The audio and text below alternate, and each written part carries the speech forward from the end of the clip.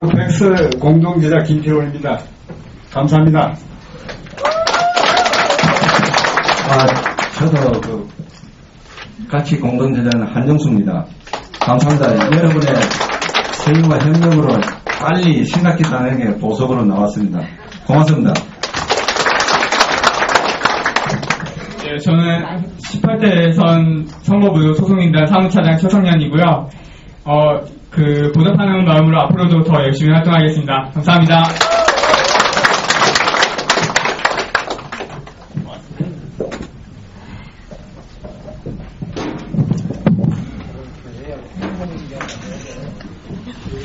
이거 좀 찍을게. 예뻐서. 네, 오늘 민주공민행동 발기인 총회를 열어서 이제 전국적인 규모에서 이게 시동이 걸려가지고 국민행동이니까 행동이 이제 시작됩니다. 오늘 그 바쁜 가운데 저희들을 이 자리까지 모시게 된 계기는 우리 2학년 때도 여기에 동참하라 하는 호소를 담아서 오셨습니다. 바쁘신 신부님이 요즘은 신부님 딱 거듭 떼어놓고 민족문제연구소 이사장으로 이름이 바뀌었습니다. 그리고 민주국민행동 대표 이름이 바뀌었어요. 그래서 함세웅 신부님은 조금 뒤에 두고 지금 여기에 내건 이 명칭이 더 활발하게 빛날 수 있도록 우리 모두 같이 동참해 주시길 바랍니다. 오늘 특히 완장하신 이 분위기는 함세웅 신부님이 나오신다는 소문이 나가지고 얘기됐으니까 경청하시고 함 신부님께 모든 분들의 힘을 같이 합쳐서 함세웅 신부님의 앞길에 우리가 같이 가도록 하는 그런 마음을 담아주시길 바랍니다. 감사합니다. 그럼 지금부터 우리 함세웅 신부님을 모시고 민주화운동, 제2의 민주화운동에 동참을 호소하는 그런 말씀을 듣도록 하겠습니다.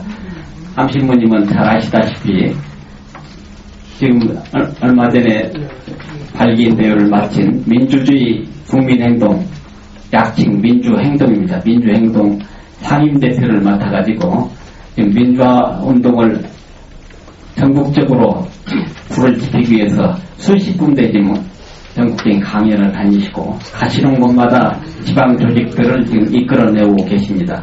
그래서 우리 제2 민주화운동을 이끌고 지도하고 계시고 몸소 앞장서신 우리 함세웅 신부님 모시고 왜 우리나라 지금 민주화운동이 필요한지, 어떻게 민주화운동을 다시 벌릴 것인지, 제2 민주화운동을 어떻게 힘있게 벌렸으면 좋을지 이 고견을 듣는 시간을 갖도록 하겠습니다. 여러분 뜨거운 박수로 모셔주시면 대단히 감사하겠습니다.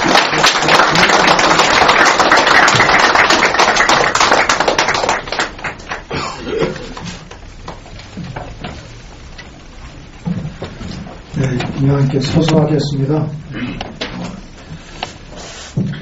얼마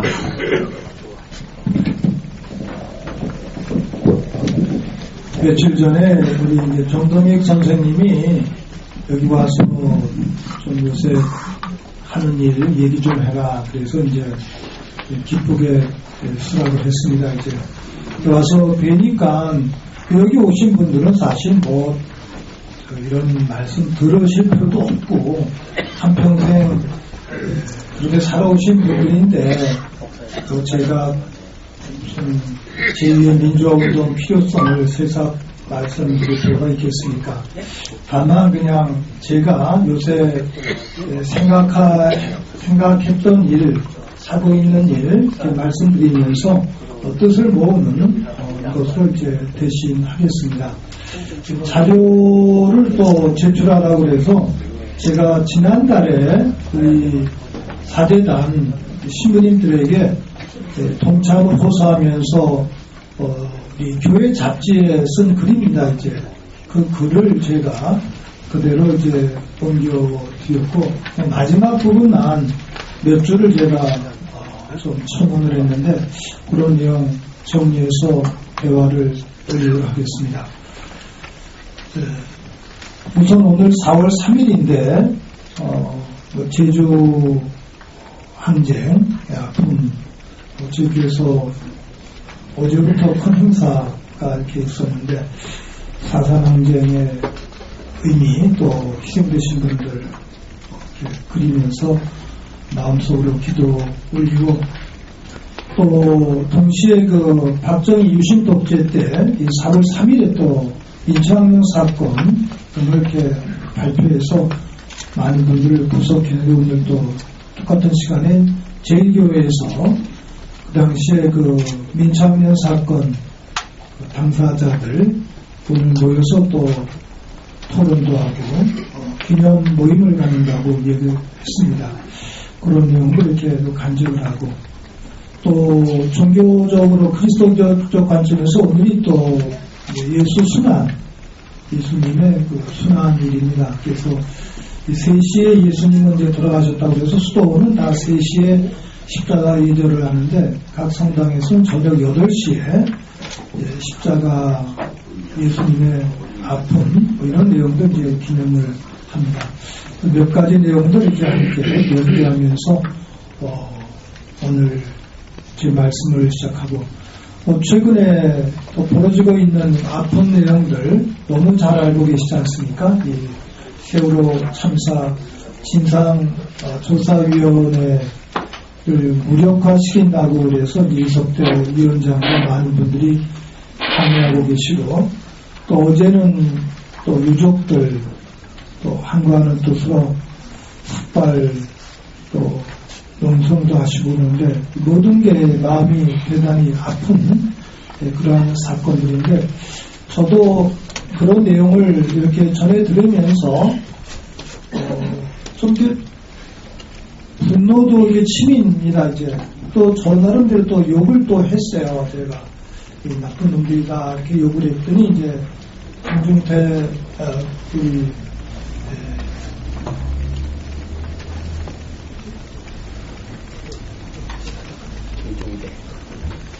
김중배 선생님이 저보고 이 자들은 그냥 나쁜 놈이라고 욕해서 될 대상자 아닙니다. 그 나쁜 놈을 끼얹는 정말 아주 선인공노할 무자비한 자들이다. 이러면서 또 말씀을 해주셨는데 저도 그 위원장과 또 법조인들의 설명을 듣고 신문을 보면서 파악한 거는 이거 진상을 규명하자는 게 아니고 진상을 은폐하자는 이런 작태. 또 이석태 변호사님의 설명을 드리면 해수부 공직자들, 공무원들 범죄자들인데 범죄자가 와서 조사를 하겠다고 와서 관리를 하고 있으니 이게 너무 어처구니가 없다는 내용. 근데 뭐 사실 해수부야 하부 기관이고 다 청와대가 진두지휘하고 또 그곳에 있는 박정희 딸 그 사람이 이게 뭐 정말 주범이 아니겠습니까? 이제 그런 그 아픈 내용들. 저희들이 이제 긴급 모임을 가지면서 이제 이석대 변호사님하고 함께 대화를 나누었는데 그 자리에서 이제 많은 분들이 뭐 이 자리에 다 현장에 계셨던 분들이실 텐데 1948년, 49년에 있었던 그 반민특위 그게 진행되지 못하고 해체가 되었는데 해체된 이유는 그때 세워진 정부 관리가 다 친일파들 중심으로 이루어졌기 때문에 그 친일파들이 그 친일파를 조사하자니까 반민특위를 해체시키고 없애버린 이런 아픔인데 이번에 이 세월호 특별조사위원회에 대해서도 반민특위 해체한 거와 똑같다. 친일파들이 반민특위 조사를 방해하는 거, 또 세월호 참사의 주범자들인 이 친일파의 후예들인 또 독재자들의 후예들이 이게 또 세월호 참사 진상 조사를 못하게 하는 거, 이게 너무나 똑같다. 그런 얘기들을 이제 그날 하면서 또 매우 마음이 아팠는데 이게 뭐 분노로만 접근할 수 있는 일도 아니고 하여간 우리 국민들 모두가 깨어나야 되는데 정부의 언론에 길들여지고 또 개별화가 되고 개인화가 되고 또 이기적으로 살다 보니까 시대적인 의미를 이렇게 놓치게 됩니다. 매우 이제 가슴이 아픈데요.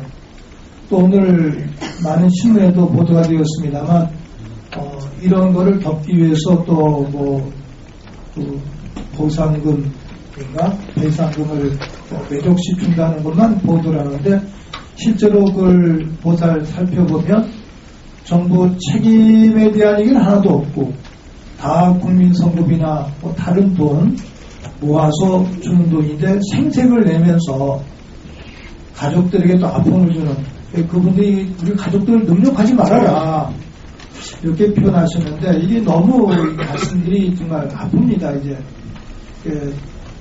4월 5일 날 오후에 이제 안산에서부터 가족들이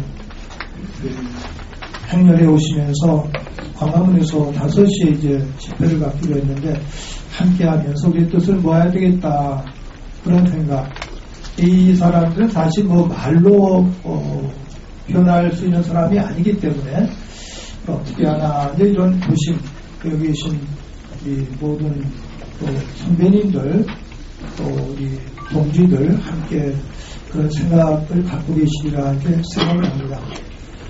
특별히 이제 자본주의에 대한 이 문제인데 다 돈으로 덮으려 하는 이러한 내용들 너무 가슴이 아픕니다. 저는 아침에 이 생각 저 생각 하다가 이런 생각을 했어요.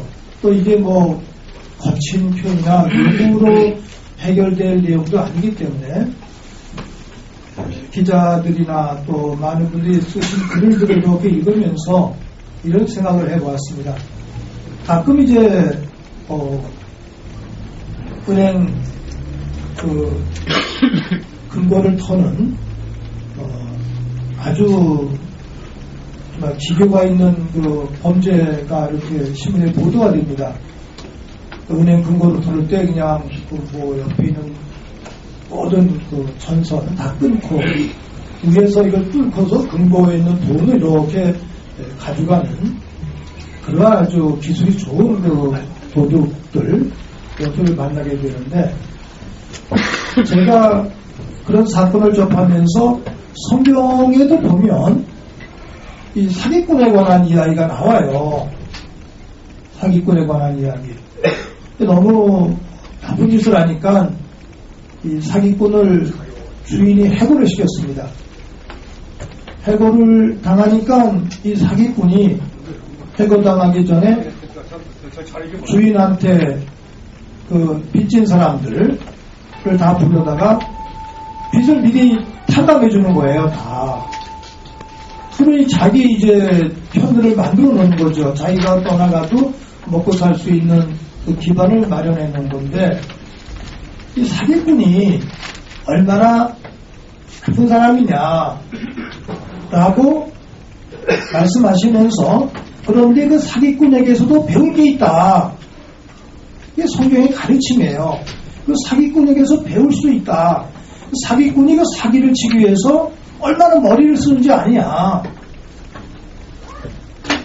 그러면 사기를 치기 위해서 쓰는 그 머리를 하늘나라에 들어가기 위해서 선을 행하기 위해서 그렇게 머리를 좀 써라. 이렇게 비유로 말씀하셨는데 저는 이번에 정부 당국자들 시행령이라고 하는 그 설명을 드리면서 또 돈으로 이 국민들을 이간하고 또 가족들을 이간하고 가족들에게 보상한답시고 한 쓴 머리 그건 사실 대단히 좋은 머리입니다. 이제 사기꾼 같은 머리잖아. 그런 걸 어떻게 우리가 상상을 했어요. 그런 시행령이 나오리라 아무도 상상을 못한 겁니다. 한나라당 새누리당의 김무성 씨도 상상을 못한 일이에요. 또 우리 국정위원장도 상상하지 못했고 아무도. 그렇게 머리를 쓰는 이 사기꾼들. 그런데 그 사기꾼과 싸우는 우리는 해수부 공무원들은 물론 또 관계자, 법을 시행령 만든 자들, 청와대에 있는 그 사람들, 그런 머리를 그렇게 나쁜 대로 쓰지 말고 어떻게 하면 유가족들의 아픔을 껴안을 수 있을까? 국민들의 분노를 좀 삭힐 수 있을까? 진실을 밝히는데 어떻게 우리가 앞장설 수 있을까? 이렇게 바꿔서 쓰면 얼마나 좋을까? 그리고 미국에 종속되는 그러한 정책이 아니라 어떻게 하면 미국 정책을 극복할 수 있을까?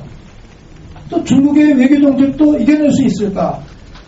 또 남북관계, 북한과의 대화를 잘 이끌어낼 수 있을까?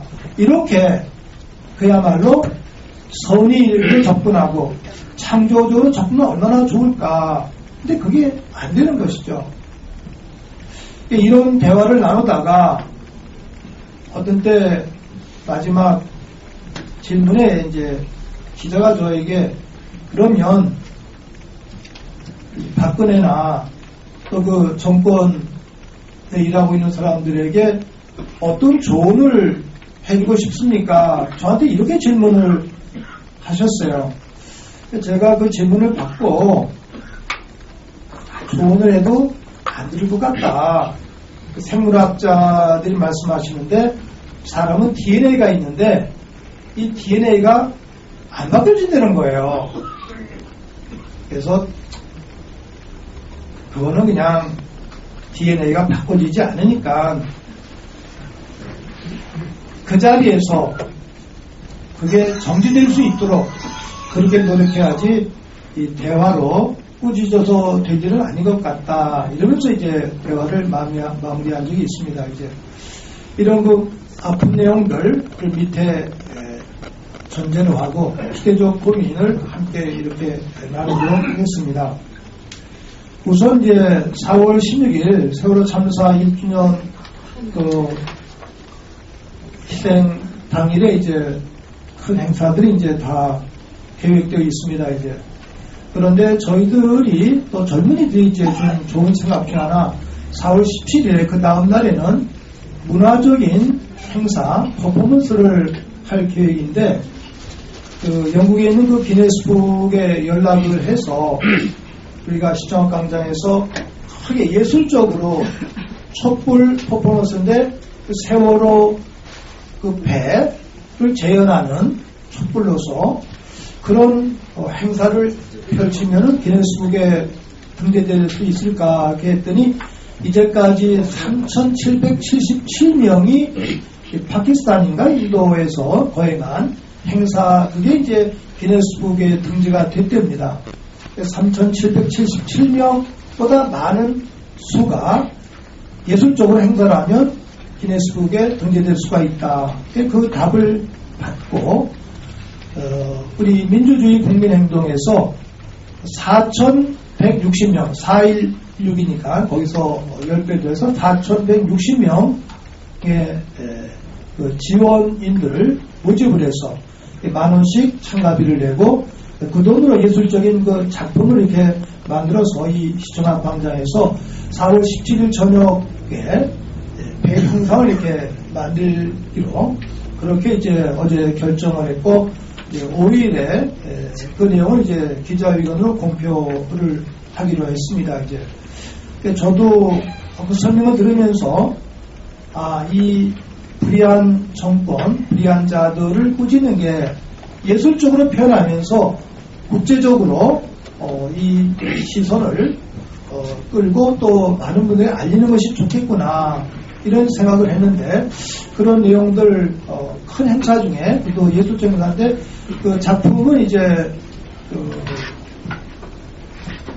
소녀상을 만들었던 우리 김석영 작가 이런 분들 부부가 그 작품을 만들고 민예총 분들이 이제 민미업과 이런 분들이 도와주시고 또 임진택 이런 분들이 이제 도와주면서 큰 작품을 이렇게 만들 그러한 그 계획입니다. 시간은 충분치 않은데 4월 16일에는 큰 행사, 17일에는 예술 행사, 기네스북에 도전하는 그러한 것이 있다는 것, 이렇게 이제 이 기회에 또 알려드리면서 관심을 가지시도록 말씀드리고 싶습니다.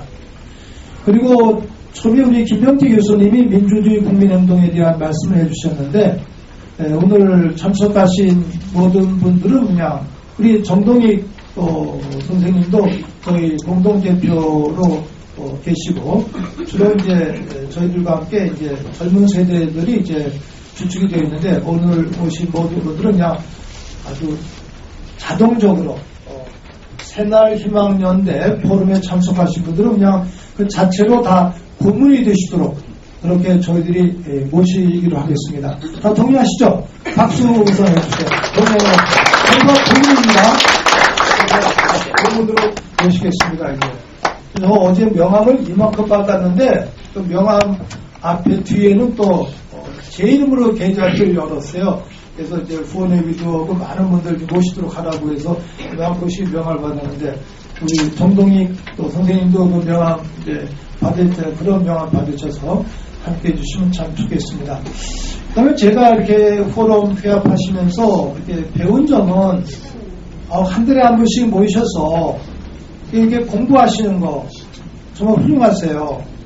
정말 훌륭하시고 요새 많은 분들 공부 잘 안 하시고 저희들 또 활동가들도 그냥 뛰기만 하고 공부는 잘 안 해요. 그래서 제가 공부하라고 좀 큰 소리를 치고 그랬는데 오늘 여기 와서 제가 이렇게 이거는 한 달에 한 번씩 정례적으로 이렇게 또 시대를 고민하시면서 또 공부하시는 거 이 부분은 참 훌륭한데 저희들뿐 아니라 우리 이제 가족들 또 자녀 세대 젊은이들에게 그러한 또 공부하는 그 아름다운 전통을 이렇게 물려주셨으면 참 좋겠다는 말씀을 이렇게 나누고 싶습니다.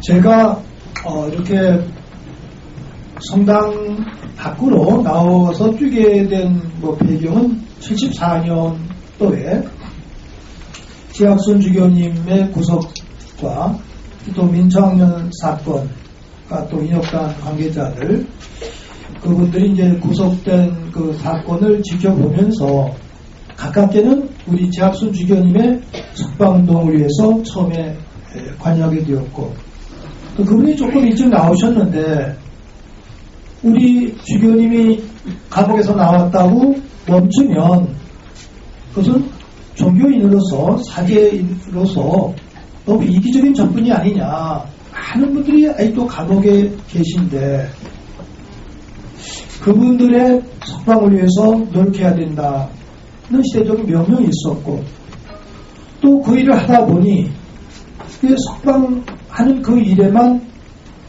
국한된 것이 아니라 무죄한 분들을 감옥에 쳐놓은 그러한 불의한 정권을 또 없애야 되겠다. 그러면서 이제 유신 정권에 맞서 싸우게 되었고, 그러면서 이제 노동자들, 또 농민들, 또 언론인들, 군인들 이런 분들과 연대, 특히 이제 목사님들, 스님들과도 연대하면서 이렇게 활동을 하게 되었습니다. 그러면서 제가 신학교에서 배운 그 신학의 내용도 저 삶의 기초가 되고 길잡이가 되었습니다만 또 역사 현장에서 많은 그 젊은 청년학생들이 우리를 그 현장으로 끌어내오는데 그분들과 함께 살면서 또 많은 가르침을 얻었고 우리가 사는 이 현장이 바로 하느님의 자리이고 성서의 현장이구나 하는 것을 깨달으면서 이제까지 이제 살아왔습니다.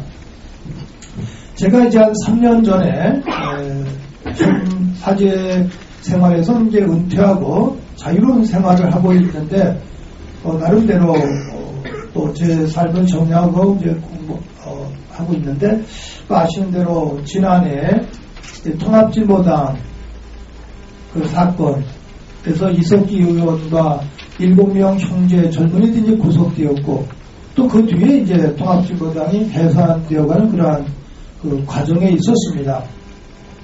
바로 지난해 1월 한 16일로 기억이 되는데, 우리 사목연구원, 우리 사재단 사무실로 그 구속된 분들, 가족들, 젊은 부인들이 찾아오셨어요. 그때가 수원지법에서 1심 재판을 할 때였었는데, 좀 구명운동, 그러니까 숙방운동에 서명을 요청했는데, 제가 그 서류를 받는 순간 조금 주춤했습니다. 워낙 또 뭐 통합진보당과 이석기 의원에 대해서 부정적인 보도가 많았기 때문에 저도 실상을 다 모르니까 조금 주춤했는데, 주춤한 또 그 순간 제 머릿속에 던져진 또 하나의 꾸짖음은, 야, 내가 사제인데 억울한 사람 성을 이게 외면할 수 있냐, 이런 목소리를 들으면서 40여 년 전에 인혁당 관계자들과 가족들의 아픈 그 내용 잊었냐, 그분들의 아픔을 생각해서 또 이분들을 도와줘야 된다. 그래서 제가 이걸 내가 받아야 되겠구나. 그리고 그 서류를 받고 제가 신부님들께 서명을 받겠습니다. 그리고 헤어졌습니다. 그날 오후에 수유리에 있는 한신대학교 예비당에서 문익환 목사님 20주기 추모 모임이 있었어요. 저도 기도 하나를 제가 맡았기 때문에 그 추모 예배에 갔습니다. 근데 오전에 만났던 그 젊은 엄마들이 그 앞에 오셔서 또 서명을 받고 계시는 거예요. 그런데 들어가시는 분들 대부분이 외면하셨어요. 몇 분만 뭐 이렇게 서명해 주시고, 그 엄마들이 조금 마음 아파하고 저도 조금 아쉬웠습니다.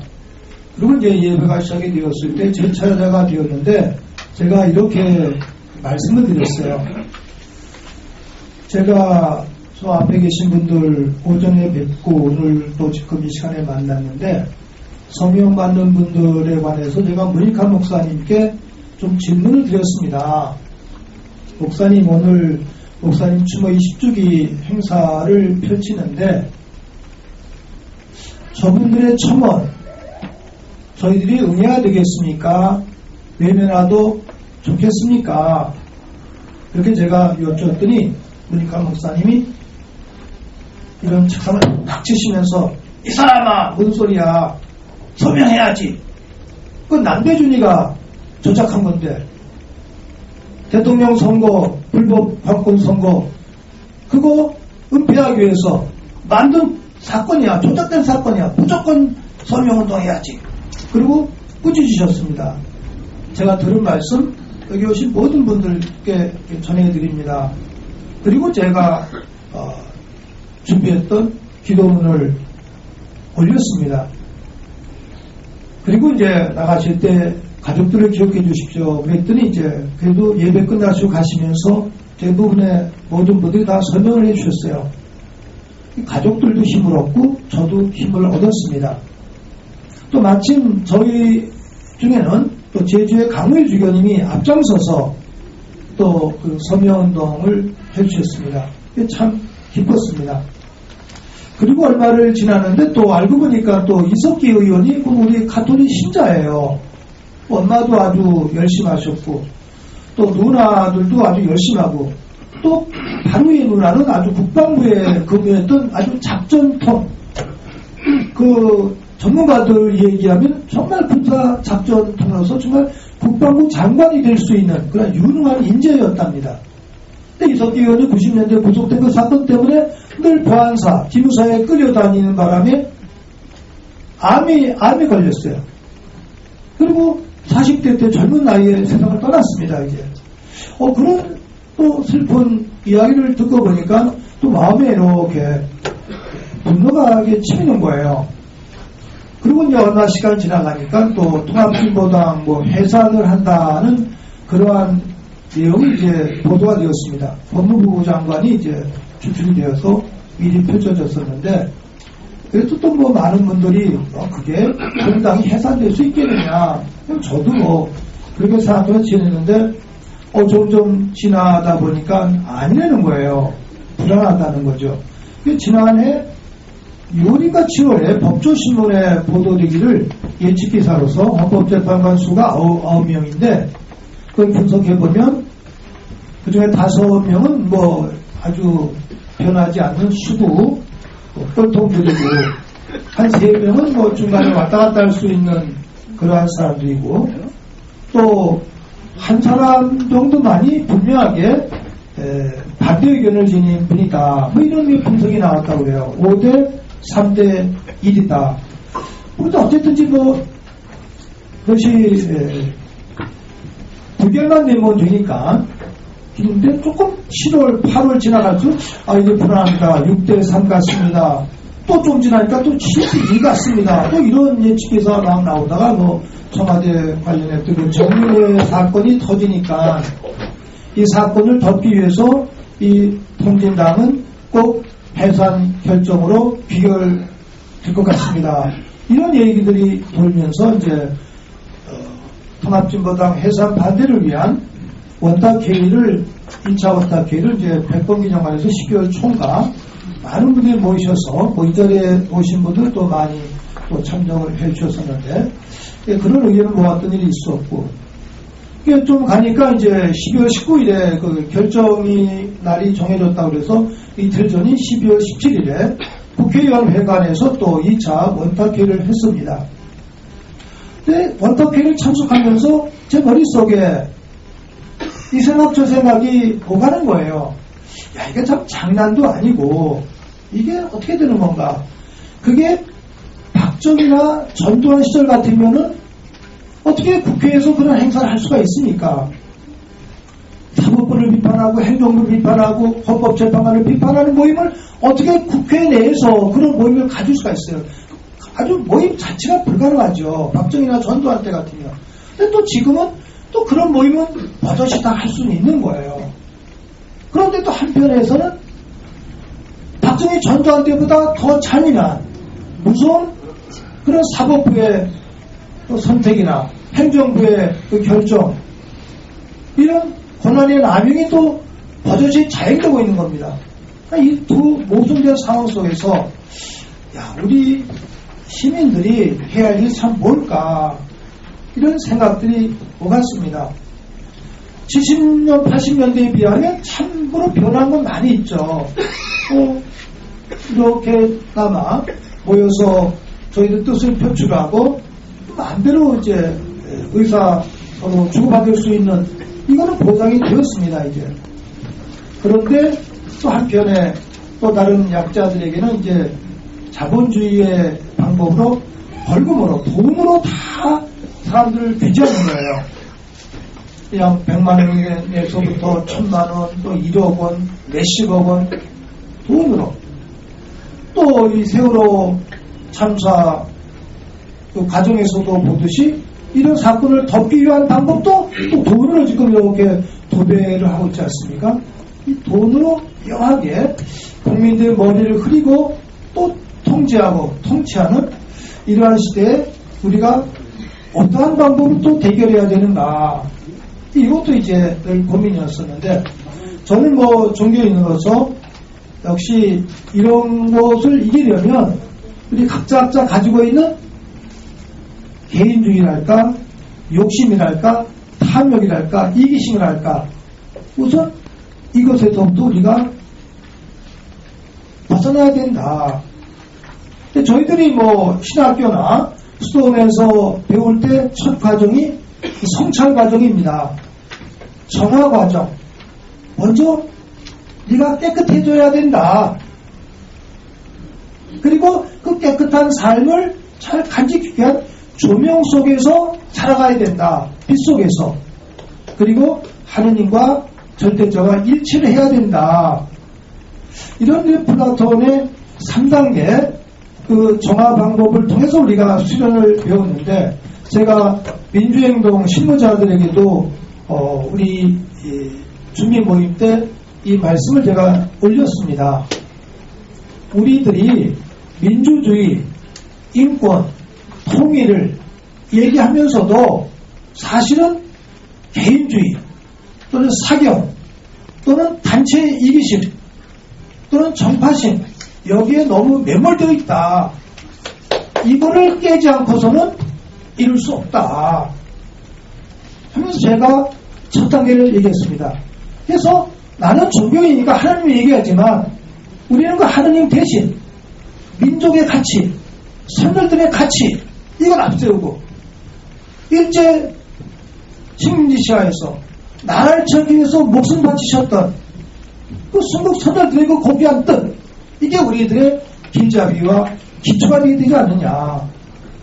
박정희 또는 이제 이승만 전두환 등 독재와 맞서 싸웠을 때 그 순수했던 인권과 민주주의의 이게 또 기초가 되지 않느냐. 통일을 분단을 넘어서서 통일을 지향했던 많은 그 통일 의사들 또 선구자들 이분들의 뜻 이것을 앞두게 되지 않느냐. 그러면 이 가치 세계 분명 가치를 놓고서 그 다음에 우리가 접근해야 되는데 너무 이 개인주의 또는 이른바 그 주도권을 가지지 않은 이러한 문제에서 좀 해답이었으면 좋겠다. 이렇게 제가 호소하면서 대화를 나누었습니다. 이제 이런 내용들을 저 스스로 이렇게 생각하면서 그날 제2차 원탁 회의 때 많은 분들이 모든 분들이 통합진보당 헌법재판소가 이 해산에 대해서 기각해야 된다. 이런 염원을 다 말씀하셨어요. 모두 다. 그런데 두 분이 조금 다르게 말씀하셨습니다. 첫 번째 우리 정동희 선생님, 동아투이 기자, 제가 강연 다니면서 꼭 이 얘기를 하는데 그날 정동희 선생님이 틀림없이 통합진보당은 해산 결정이 될 겁니다. 저는 기자적 감각으로 이를 얘기합니다. 이렇게 말씀하셨어요. 우리 정동희 선생님이 예언자세요. 예언자. 그래서 중요한 거는 오늘 모인 이 모임에서 통합진보당이 해산된 다음에 우리가 민주주의를 어떻게 지킬 것인지 어떻게 살려낼 것인지 그거를 결의하는 것이 중요하다. 그것을 다짐해야 됩니다. 이렇게 말씀하셨어요. 모두 다 동의하는 박수를 쳐주셨죠. 그리고 몇 번 이렇게 말씀하신 다음에 김민호 목사님은 또 다른 관점에서 좀 역설로 그분은 신학을 하신 분이니까 역설로 이렇게 말씀하셨어요. 많은 분들이 통합진보당 해산 결정을 반대하기를 이렇게 원하시는데 저는 생각이 다릅니다. 통합진보당 해산돼야 됩니다. 이러시는 거예요. 이런 박근혜 불법 정권에서 통합진보당이 해산되지 않으면 어떤 당이 해산됩니까? 통합진보당이 해산돼야지 이 박근혜 이 정권이 불법 정권이고 국제적으로도 국내외적으로도 이게 압독한 정권이라는 것이 인정되는 겁니다. 이렇게 또 그분이 말씀하신 거예요. 지금은 박수를 쳐주셨는데 그 말씀이 끝나고 나니까 아마 신학교 같은 친구셨던 것 같아요. 어떤 여성분이 그 김민우 목사님을 막 야단치시더라고요. 야, 네가 뭐가 잘났다고 너 혼자 그런 역설을 얘기해. 여기는 지금 통합진보당 해산을 반대하는 모임인데 그 얘기를 해야지. 네가 무슨 시인이라고 역설을 얘기하면 막 야단치시더라고요. 그래서 제가 그 여성분한테 쫓아가서 아이 선생님 목사님 뜻 아시잖아요. 왜 그러세요? 그래서 제가 또 막 편을 들어드렸어요. 이제 그런 내용인데 그 모임이 끝나니까 박순경 교수님이 92살, 93살 되셨어요.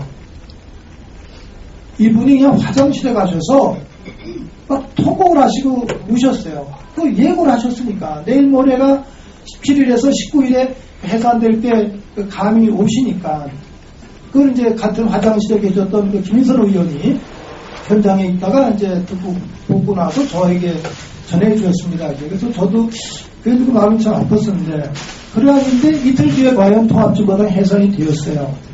그래서 이제 프란치스코에 관해서 그 통합진보당과 진보연대 또 우리 신무자들 몇 사람 함께 모여서 대화를 했는데 제가 좀 잔인하게 얘기했습니다.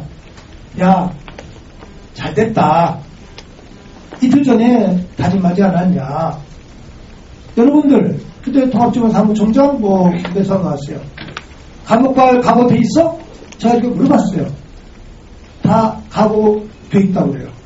제가 전국을 다니면서 보면 또 지금은 이제 해산됐습니다만 옛날에 그 통합진보당 위원장이나 이런 분들이 몇 번씩 참석을 하세요. 강의 끝난다. 혹시 여기 통합진보당 옛날에 관계하시는 분 계세요? 그러면 손을 드세요. 위원장이라고 그래요. 그러면 선생님 감옥 갈 각오가 돼 있어요? 제가 이렇게 질문 드려요. 그럼 많은 분들 앞에서 감옥 갈 각오가 돼 있다고 대답하지 없다고 대답하겠어요? 그래서 그럼 감옥 갈 각오도 있으면 됐다. 싸우자 다시. 이러면서 제가 다니는데 사실 그 초기에는 이 검찰들이 그 사람들 다 구속시키려고 막 계획을 세웠습니다. 이제. 근데 그게 그 사람 계획대로 됩니까 이제. 그 뒤에 또 3차 왔다 하면서 막 이런 모델이 올라갔죠 이제. 많은 분들이 이 통합진보당 때문이 아니라 민주주의를 지키기 위해서 우리가 모여야 되겠다. 이런 열기가 있었습니다, 이제. 그리고 또 한편, 다른 쪽에서는 우리 민주운동 지원사업회 이사장, 지난해 또 이른바 낙하산으로 박상정 목사님이 이제 85살 되신 분이 이제 임명이 돼서 오셨는데, 그거를 이제 작년 2월부터 반대하면서 한 150여 개 단체 대표들이 애쓰셨었는데, 한 6개월, 7개월 동안 봉급을 안 주니까 예산을 통제하면서 직원들이 또 너무 힘들어하고 생존과 직결되어 있기 때문에 힘들어해서 7월경에 대책회의를 이제 해산하면서 직원들 노조를 만들어서 스스로 싸우겠다고 그래서 이제 일단 그렇게 길을 열어줬습니다. 이제 그렇게 모였던 분들이 이거 이대로 있을 수 있느냐, 민주정권을 세우기 위해서 우리가 모임을 갖자. 그러면서 돌아가신 서미보 선생님을 중심으로 또 몇 달 동안 모임을 했습니다. 네.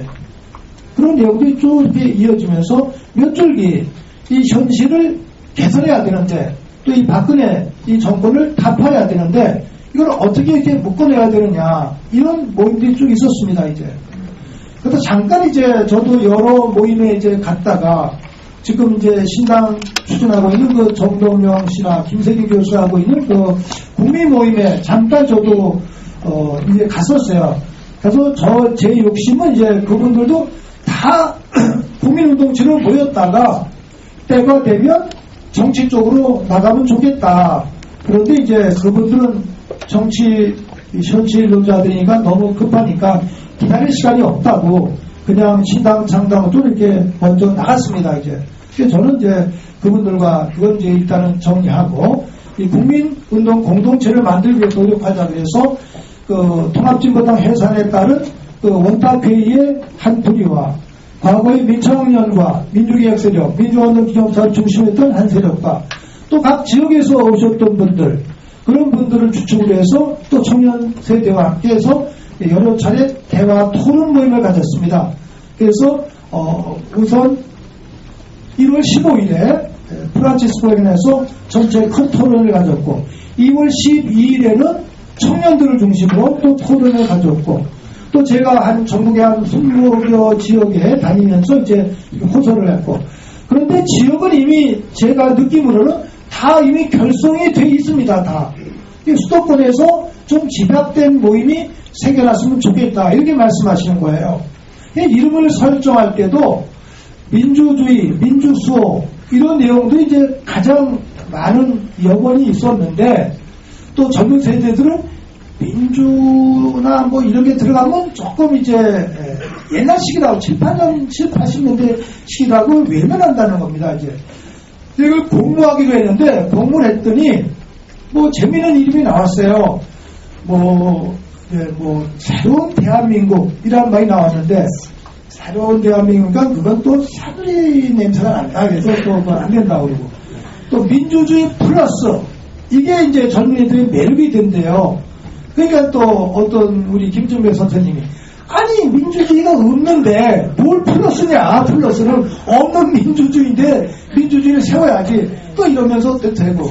근데 그래도 이제 인터넷에서 공부했더니 제일 많이 나온 공통 이름이 민주와 또 민주주의 이런 거 나오는데 그 민주보다는 민주주의 이 의자 단어를 쓰는 게 낫겠다. 그래서 민주주의, 국민행동. 그런데 또 행동의 또 표현이 또 군인들이 그런 얘기를 쓴다고 해서 우리 약칭으로는 민주행동이라고 그러자. 이게 약칭을 정했습니다. 그래서 이렇게 확정을 하고서 지난 3월 24일에 이제 대의원 대회를 갖고 발기인 대회를 갖고 이제 5월 초 5.18 그 광주민주항쟁 전에 이제 창립총회를 하도록 그렇게 대체로 이제 이를 모으고 오늘까지 이렇게 왔습니다. 그러면서 이제 헌법재판소의 그 결정을 지켜보면서 저희들이 내렸던 결론은 이제 87년 6.18항쟁의 정신은 다르게 우리가 펼쳐야 되겠구나. 87년 체제는 이제 끝났다. 87년 6.18항쟁의 결실로서 만들어진 헌법재판소에 8명의 재판관들이 그 6.18항쟁 정신을 훼손을 시켰어요. 어떤 분들은 6대3이면 더 좀 낫지 않았을까. 8대1 너무나 비참하다. 이제 이러셨는데 저는 이렇게 말씀드렸어요. 아닙니다. 6대3은 오히려 해설이 분분하고 어중간한데 8대1이 아주 분명해서 더 좋습니다. 그 헌법재판관 8명이 모두 다 쓰레기다. 쓰레기. 이놈들 쓰레기를 없애버리자. 이렇게 스스로 선택했기 때문에 다행입니다.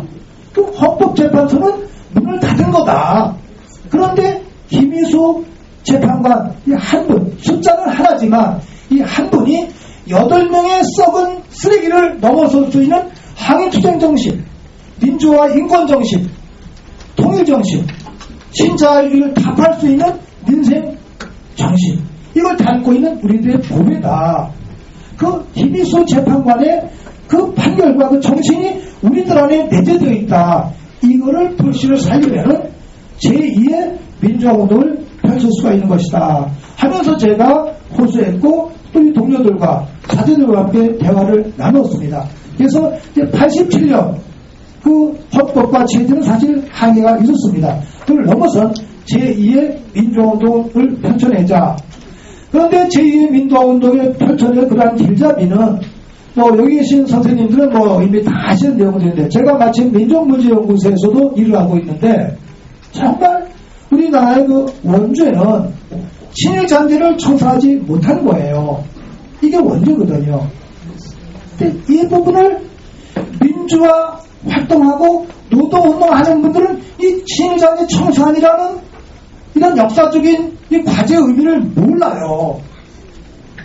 제가 그래서 그걸 항상 외쳐 다닙니다. 이제 친일잔재 청산. 근데 요새는 이덕일 또 그 제야 사학자인데 우리 정의교원 사재단 총회 때 와서 역사 강의를 했는데 전 또 그분 강의를 듣고 또 놀랬어요. 혹시 여기 역사 전공하신 교수님 계신 건데 그분 말씀에 의하면 이 교수라는 자들은 다 친사를 가지고 있는 자들이라는 거예요.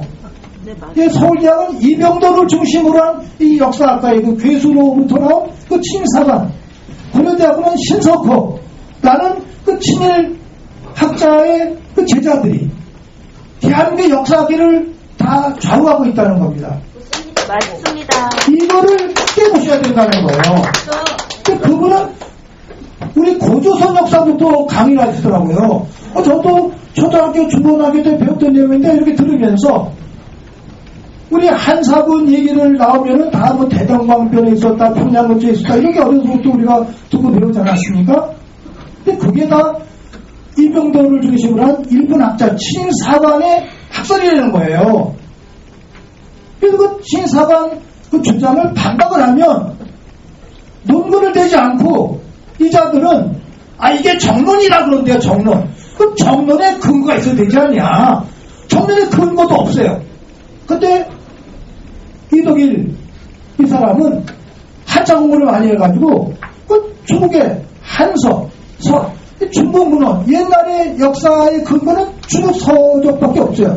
그 서면을 대는 거예요.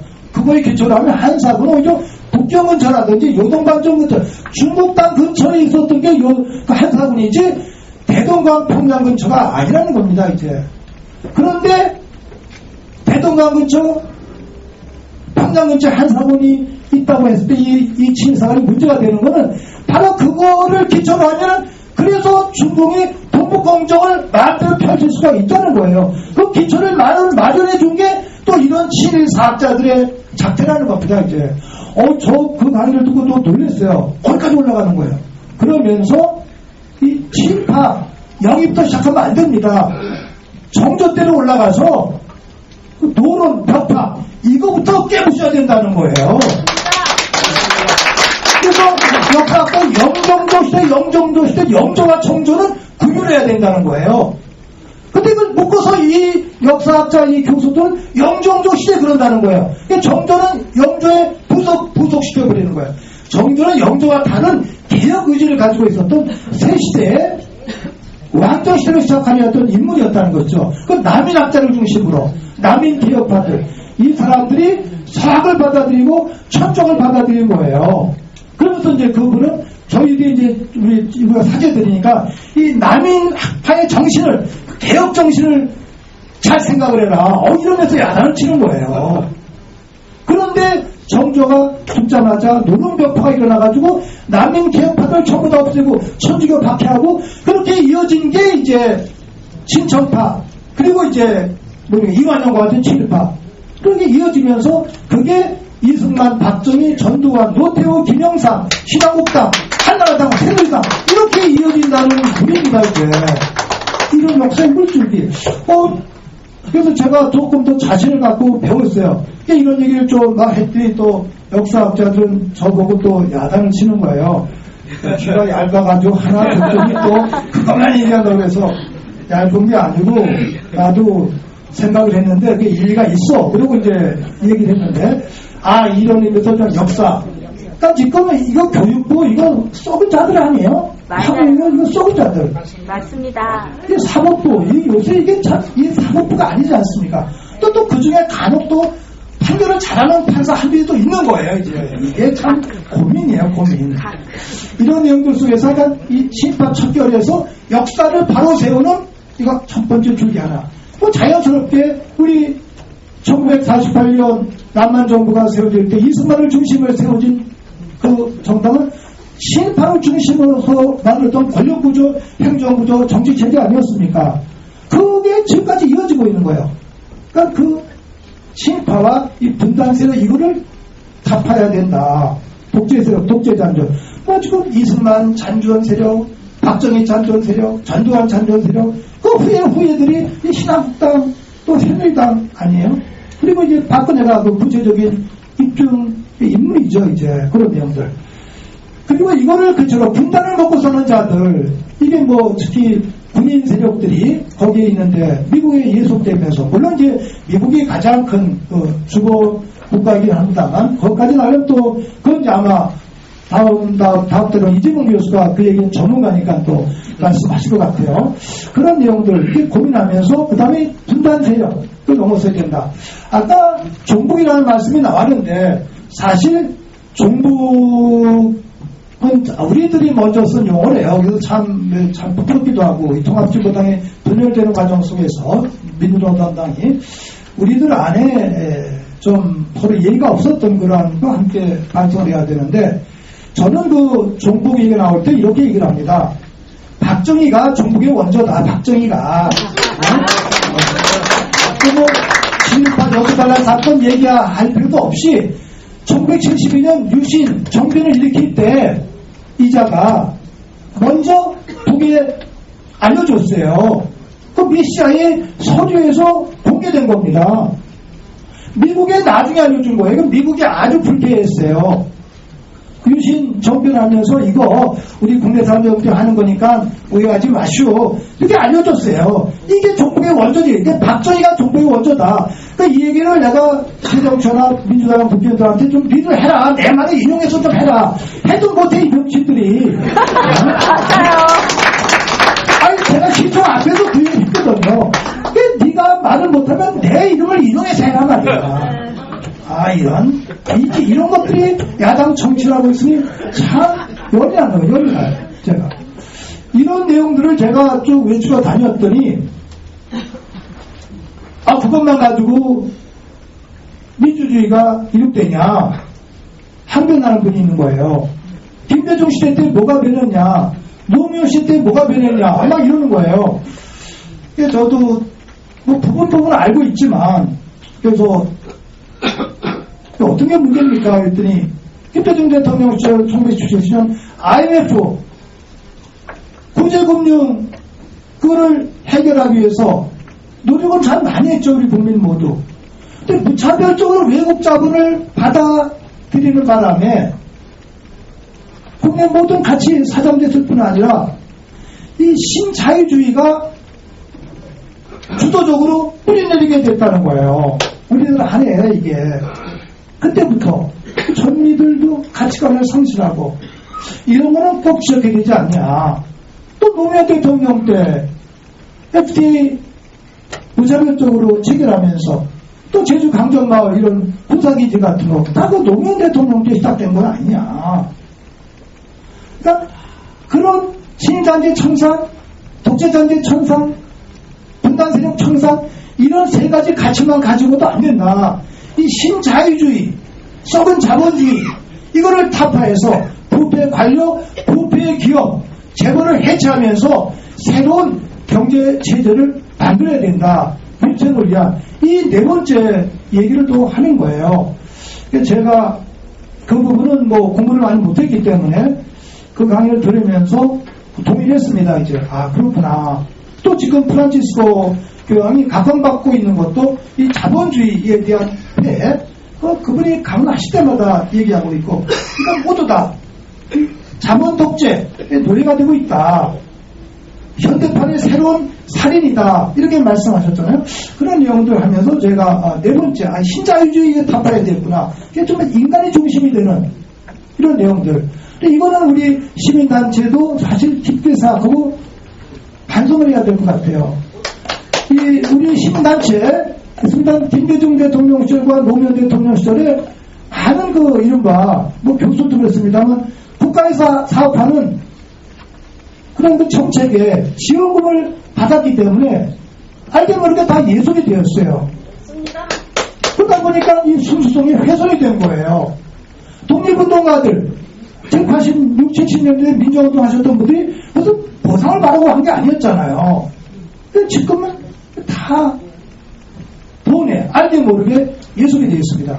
그 다음에 주도권을 가지려는 그러한 것들이 많이 있어요. 그럼 어떻게 우리가 정화시킬 수 있겠는가 이런 고민들. 그러고 나서 제가 이런 강의를 하고 다녔더니 정치학 하셨던 교수들, 최태욱 교수를 중심으로 한 그 젊은 교수들이 신문의 그 주장은 좋은데 그걸 어떻게 실현할 수 있습니까? 그 실현은 정치인들이 바뀌어야 되지 않습니까? 선거 제도가 바뀌어야 되지 않습니까? 국회를 통해서 가능하지 않습니까? 그러면 가장 막하게 선거 제도를 바꿔야 됩니다. 그러면서 아침 얼마 전에 선관위에서 비례대표 100석, 지역 200, 그래서 300명 국회의원 수를 200대 100, 2대1로 하자라는 그런 안을 제안을 했지 않습니까? 지역 조정과 함께. 저는 개인적으로 선관위에서 제시한 거니까 여기 무슨 또 암수가 있겠다, 꼼수가 있겠다 이런 생각을 하는데 정치학 교수들의 해석은 좀 달라요. 그게 최선은 아니지만 지금 상황에서 지금의 양당 구도, 지역에 기초한 양당 구도를 깨기 위한 한 방법으로 이 선관위가 제시한 거 우리가 껴안아야 됩니다. 그러는 거예요. 봤더니 선관위의 젊은 연구원들은 유럽에서 공부하고 온 분들이 많이 있다는 거예요. 이분들이 유럽의 정치제도, 특히 독일의 정치제도에 매력을 느끼면서 이 비례대표에 대해서 관심을 갖게 되었답니다. 그러면서 이 합의제 민주주의로 바꿔야 된다. 그러는 거예요. 그래서 합의제 민주주의가 도대체 뭐예요? 우리 지금 합의제 민주주의 아니에요? 그랬더니 아닙니다. 우리나라는 다수제 민주주의입니다. 다수제 민주주의. 승자 독식 민주주의. 이게 미국과 영국식이라는 거예요. 그러니까 100표를 얻고 98표를 얻었으면 98표 얻은 사람은 그냥 뭐지 떨어지는 건 낙선이야. 아무것도 아니야. 98표는 다 죽어버려. 100표 얻은 사람은 당선되면 그 사람은 국회의원이 되는 거예요. 근데 98표의 이 유권자의 수, 이 표를 살리는 방법이 비례대표다. 그게 합의제 민주주의라는 겁니다, 이제. 그래서 제가 그걸 듣고, 이게 합의제 민주주의라는 게 그런 거구나. 우리는 승자 독식, 다수제 민주주의를 유일한 방법을 알고 있는데 이걸 지금 극복할 때가 왔다라는 겁니다. 독일은 얼마 전에 선거 때 실제로 국민들의 유권자의 지지는 한 48%밖에 안 됐는데 지역에서 지지를 얻은 국회의원 수가 과반수를 넘었다는 거예요. 그래서 헌법재판 제소해가지고 이거 위헌이다. 국민들의 지지는 48%인데 어떻게 국회의원 수는 50%가 넘냐. 이거 안 된다. 그래서 당선된 사람은 떨어질 수 없으니까 야당 쪽에 국회의원 수를 비례대표로 더 많이 줬다는 거예요. 그래서 이 균형을 맞췄다는 겁니다. 독일이 그랬대요. 그것도 신기하다. 그래서 지금 우리가 이제 선관위가 제시한 건 권역별이라고 그러는데 뭐 한 지역에서 이제 당에 이제 우리는 지금 개인에 찍고 당에 찍지 않습니까? 그러지 말고 그냥 당에다 투표를 하면 그 당에서 낸 국회의원 중에 몇 사람 퍼센트대로 되다. 그러면 현재대로 분석을 하면 현재 새누리당이 150, 한 7, 80이 되는데 실제로 지지받은 건 한 45%밖에 안 된다는 거예요. 그러면 한 130석으로 떨어지는 거야. 또 이제 새정치연합당 120, 110% 떨어지는 거죠. 그러면 제3당이 40, 50석 늘어난다는 겁니다. 그럼 이 적은 당에 있는 사람들이 어느 당도 과반수를 못 넘었으니까 합의하면서 이쪽의 지지율은 그쪽 당의 정책이 되고 이쪽을 지금 이쪽 당의 정책이 되고 또 그걸 지지할 거 아니면 반대하면 통과가 안 되고 이런 식의 의미에서 일부 캐스팅 보트를 지울 수 있는 제3당, 제3세력, 건강 제3세력이 정치 세력에 나갈 수가 있고 지금처럼 지역에 기반한 영남에 기반한 하나를 새누리당, 호남에 기반을 둔 새정치연합 이 구도를 깰 수가 있다는 겁니다. 이제 저도 그 강의를 들으니까 그게 매력이 있어서 나도 그 가져겠다. 그래서 앞에 제가 말씀드린 4가지 그런 가치를 실현하기 위해서 이 선거제도를 개혁해야 된다. 그런데 지역구를 줄이면은 국회에서 법이 통과가 안 되지 않습니까? 그래서 저희들이 생각해낸 안은 지금 심상정 의원이 그걸 가지고 대표로 노력하고 있는데 국회의원 수를 지역구를 다 살려주고 뭐 예를 들어서 또 이제 이렇게 조절하면 한 250석 내지 한 270석이 된답니다. 살려두고 그거에 똑같은 숫자 270석 지역구 270석 이제 비례대표 그럼 540명이 되는 거예요. 전체가. 또 국회 예산이 넘어간다고 국민들이 반대하니까 그 대신 국회에 배정된 예산은 그대로 동결하고 그 예산 법에 내에서 쓴다. 그러면은 국민들을 설득시킬 수 있는 안도 되지 않느냐. 그런데 이 숫자를 좀 많이 한 이유는 제시해봤겠죠. 그 깎이지 않습니까 이제. 그렇게 해놔야지 540에서 450에서 한 270대 한 440 정도가 될 수가 있다.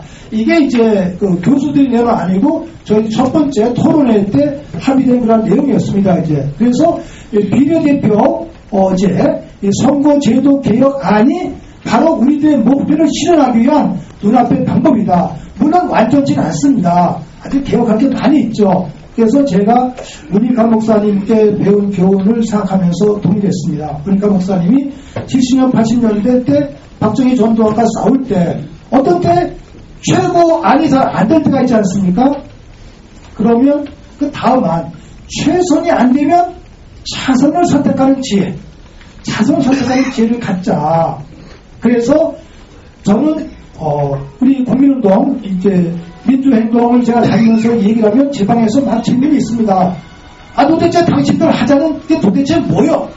여러 단체 중에 하나 아니요? 이런 질문을 합니다. 그럼 제가 이렇게 대답을 드렸어요. 하나는 우선 이 박근혜 부여한 정부와 싸우는 거다. 이 정권 타파를 위해서 싸우는 거. 두 투쟁 하나, 기존의 방법 하나, 새로운 방법은 대안을 제시하는, 대안을 찾아가는. 그래서 이거를 우리가 타파한 다음에 민주주의, 통일을 지향하는 건강한 정부를 당을 기초로 해서 만들자고 하는 이러한 대안 제시. 이게 두 번째 선거제도 개혁이다.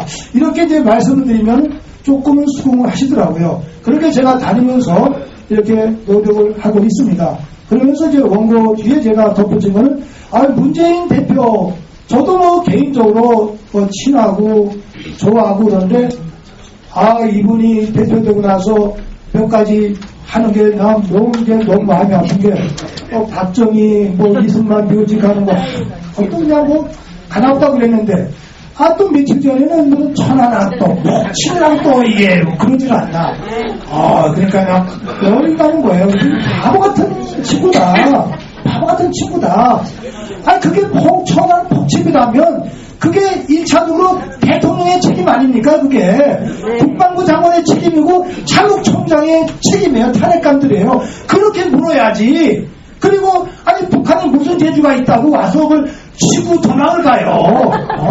군사 훈련 중인데.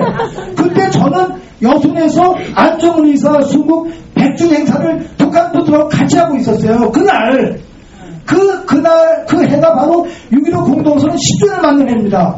그 다음날 회합을 하니까 그분들이, 우리가 안정훈 의사 순국이래. 그리고 6.15 공동선언 10주년에 맞는 이 해, 왜 이런 일 합니까? 절대로 우리가 한 거 아닙니다. 그런 기술도 없습니다. 그래서 제가 확신을 한 거예요. 그리고 제가 수고 강연했습니다, 이제. 우리 정치관자가 그 얘기를 하고 있는 거예요, 그 얘기. 너무 가슴이 아파서 제가 전화를 이렇게 했는데, 그게 또 하나님이 도와주셨는지 통화가 안 되는 거예요. 내가 통화하면 그 사람이 못 받고, 그 사람이 통화하면 또 내가 못 받고, 이렇게 한 5번 왔다 갔다 했어요. 그래서 통화하면 또 마음이가 사니까 또 얘기를 하고 다녀라. 그냥 직접 말을 하지 말아라. 아마 하나님이 그래 주실 것이 아닌가. 그래도 오늘 이 자리에서 꼭 말씀을 드리고 싶어서 제가 기록으로 남겼습니다. 이제 너무 가슴이 아픈데 참 어떡하나, 이거를 그래도 짊어지고 가야 되나, 껴안고 가야 되나, 이런 고민이 참 많이 있습니다. 이제 하여간 여기 계신 우리 선배님들, 또 우리 민주화와 인권과 통일을 세우셨던 많은 동기들 함께 뜻을 모아서 제2의 민주화 운동 꼭 실현하고, 특히 좀 가슴 아픈 이 세월호 이 참사를 방해하는 자들과 또 지혜롭게 대응할 수 있도록 다짐하겠습니다. 고맙습니다.